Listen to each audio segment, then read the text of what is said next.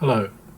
I've been trying to write something about one of the main things that stops people writing, which is being depressed, either mildly or seriously. And obviously, serious depression is a very different thing to mild depression or gloom.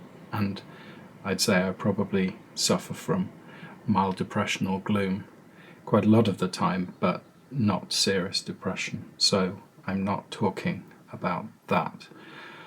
What I'm talking about is what makes you feel this isn't worth it. So I've drafted something, I'm going to go through it and maybe say something afterwards. Sometimes you'll find you have no heart for writing. I can't put it any more intellectually than that.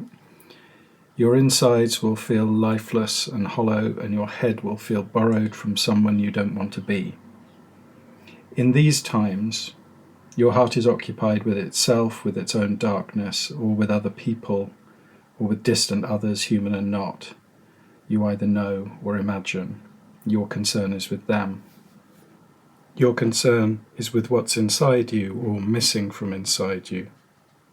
How you cope with gloom or depression you will know far better than I do, and I won't presume to give you advice. You know your capabilities and braveries. Encouragement, however, I feel I'm permitted. It may help if you first realise you are likely depressed, not because of personal failings but systemic horrors.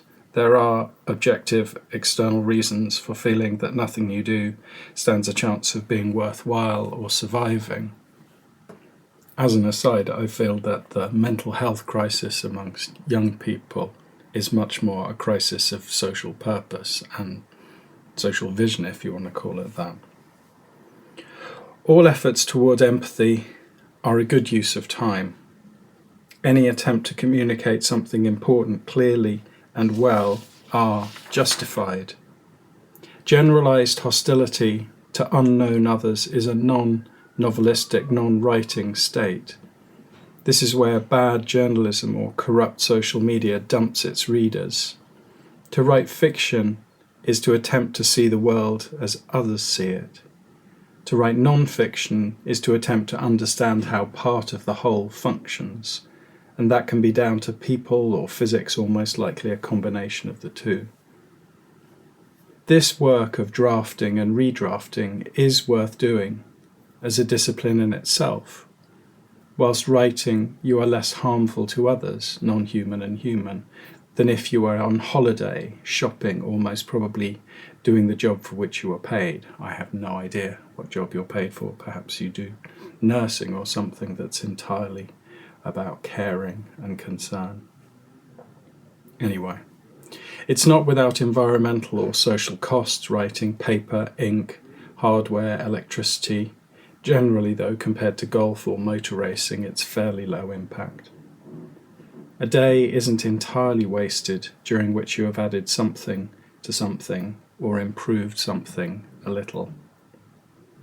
Within writing, it's not necessary for you to do anything more than the next small task you have to do. You can safely operate for long periods of time on the level of the sentence. There is purpose in this and comfort within that purpose. Will it be worth it in the end? Can you justify the time away from other people and occupations that it's required? You can now feel very grateful that it is entirely not your job to judge your own work. In this, everybody else's opinions, present and future, are more important.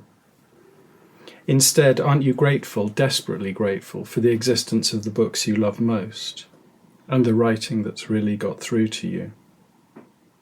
I'm grateful to Virginia Woolf for continuing to write as much as possible, in as many ways as possible, for as long as possible as she did. I'm grateful to many other writers too, for overcoming their glooms and working through their depressions. There is the chance and the hope, however, that what you're doing will become important to another person in this way, or to a number of other people in completely unpredictable ways.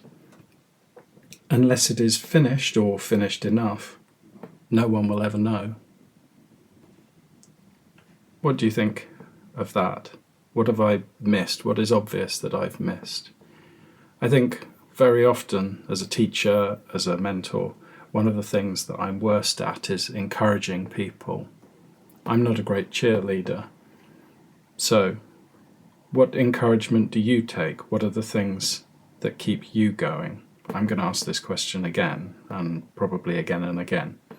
But what are the reasons that you find for writing? Thank you for listening, and I hope to see you soon.